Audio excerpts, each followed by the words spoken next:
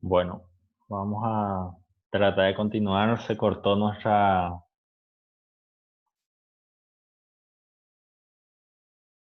comunicación hace rato, después tuvo un pequeño inconveniente, se me apagó la computadora.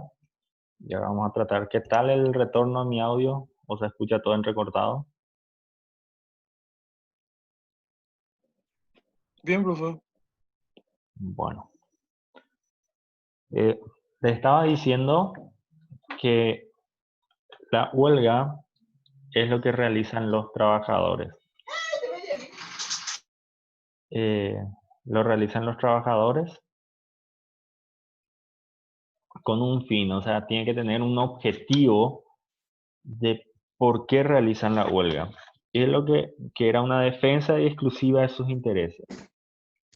Eh, tiene garantía constitucional, es un derecho constitucional, no lo pueden realizar los policías ni los militares. Eh, se debe de garantizar en el caso de los servicios públicos imprescindibles, que es como agua, energía eléctrica y hospitales, se debe garantizar. La norma habla del suministro esencial para la población, es decir, lo básico, por decirlo así, tiene que estar garantizado. Eh, la declaración de la huelga en forma legal, eh, el empleador no puede hacer nada ni crear ninguna represalia contra el trabajador. En el caso de que es ilegal, eh, tiene derecho a una causa justificada de terminación del contrato. Eh, durante todo el tiempo de la huelga, el trabajador no percibe su salario porque es una suspensión del contrato de trabajo. Mi video está muy recortado.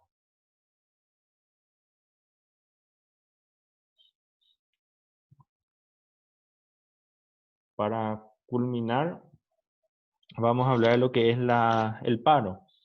El paro no da una definición la norma, pero se entiende que también es una suspensión temporal del trabajo.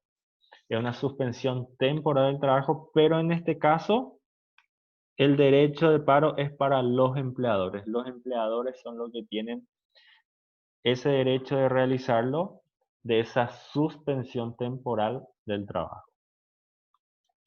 Habíamos citado que la huelga pueden, o sea, con los diferentes motivos.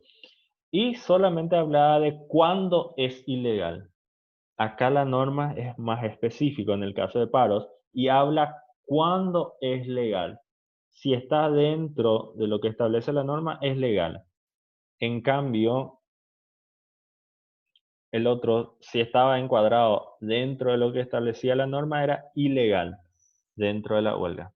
En cambio, del paro es diferente y es lo que establece el, el 380, que es el paro legal cuando se efectúa para evitar el peligro de violencia para las personas o daño para las cosas, se realiza para desalojar a ocupantes de la empresa o cualquiera de sus dependencias, para, se para por imposibilidad de mantener el proceso de producción en las condiciones competitivas y cuando existe una violación reiterada del contrato colectivo provocado por parte de los trabajadores y cuando se efectúa en defensa de cualquier interés legítimo. En estos casos, el empleador es el que realiza el paro. Dentro, si no está dentro, o sea, no puede por cualquier motivo invocar el paro. Sería, por ejemplo, la falta de materia prima, ¿es una causa para realizar el paro? No, ahí habíamos hablado de lo que constituía una suspensión del contrato. Pero dentro del paro, de la figura del paro, solamente en estos casos que cita la norma. Siempre es competente el juzgado en lo laboral cuando declara el paro legal. La consecuencia es que el empleador no está obligado a pagarle los salarios a los trabajadores, pero si es declarado ilegal el paro, el empleador tiene que pagarle todos los salarios durante el tiempo de vigencia del paro. Esa es la principal diferencia. Cuando se declara legal, el empleador no está obligado a pagarle el salario, y cuando se declara ilegal, el empleador debe de pagarle los salarios por esos días de paro. Ahí lo que es específicamente dentro de lo que es el paro. ¿Algunas dudas, consultas que quieran realizar? En síntesis, el paro viene a ser el conflicto de intereses que hay entre los trabajadores. Y el O sea, empleador, el patrón tiene un conflicto de intereses con sus trabajadores. en un punto, o sea, solamente con el fin, si tienen un contrato colectivo, en ese punto lo que es el que puede llamar a paro si es que los trabajadores no cumplen ese contrato colectivo. El contrato colectivo, lo que les dije, es un contrato que realizan todos los trabajadores o los representados de estos con el empleador, estableciéndose pautas de reglas de conducta. Sería parecido a lo que es el reglamento interno, pero dentro del contrato colectivo, lo que realizan todos juntos. Es decir, si el trabajador incumple y cuando hay una posición de interés, ahí lo que puede el empleador llamar a paro. Pero si no tiene un contrato colectivo, no puede invocar una causa de culparles, por decirlo así, a los trabajadores. Sí puede, Profesor, sí, permiso. ¿Podemos poner de ejemplo a Cetrapan sí, en sí, este caso? sí. ¿Cuál más o menos sería la...? Y ellos siempre van a paro cuando hay una especie de conflicto de sus intereses y suspenden las actividades. Sí, sí. Ellos van a paro, pero como les dije, en ese paro de Cetrapansu es muchas veces el paro que realizan lo usa con el fin de coaccionar. Utilizan para obtener, o sea, realizan sus reguladas, eh, eh, ciertos puntos. Podría encuadrarse de lo que se efectúa de la defensa de cualquier interés legítimo. O sea, ese paro que realizan, o sea, desde ese punto encuadran. Pero la finalidad del paro no tiene que ser eso. O sea, mi punto de vista, tiene, esos paros realizados por ellos tienen que ser declarados ilegales por el tema de que se utilizan para coaccionar a un órgano del Estado. Sí, así mismo. ¿Y el caso de los estudiantes? Los Siempre estudiantes, aparecen las noticias paro estudiantil. paro estudiantil, y es lo que establece la norma, o sea, es una acepción al concepto, porque hay que saber que el paro, desde el punto de vista jurídico laboral, se refiere única y exclusivamente al empleador. En el caso de los estudiantes, no existe una relación de dependencia laboral.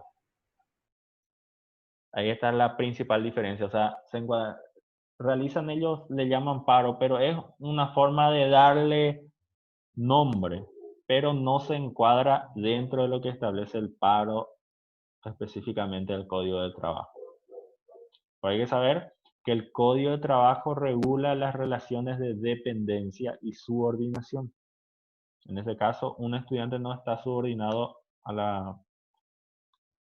dentro de una institución, o sea, son otras reglas.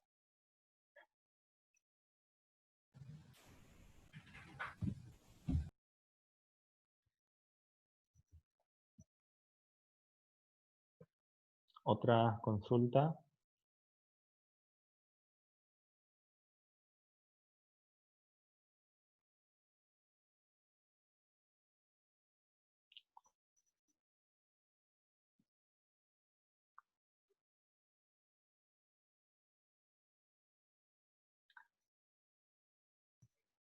Creo que estamos, a modo personal, estamos yéndonos bien.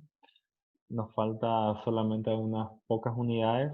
La próxima semana vamos a hablar de lo que es la seguridad social, qué incluye esa seguridad social, pero ya les había dado una pincelada. Vamos a profundizar un poquito más. No vamos a dar a profundidad, o sea, no vamos a estudiar específicamente lo que establece eh, la ley de IPS, pero vamos a tocar algunos puntos específicos. Acá habla de la seguridad social dentro del Código Laboral, solamente 2 artículos,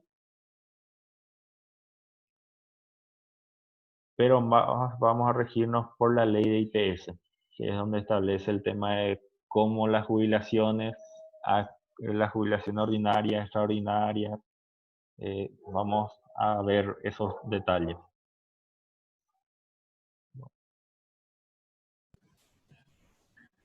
Ok, profesor. Sí, profe, está bien. Voy a cancelar la grabación. Profe, permiso.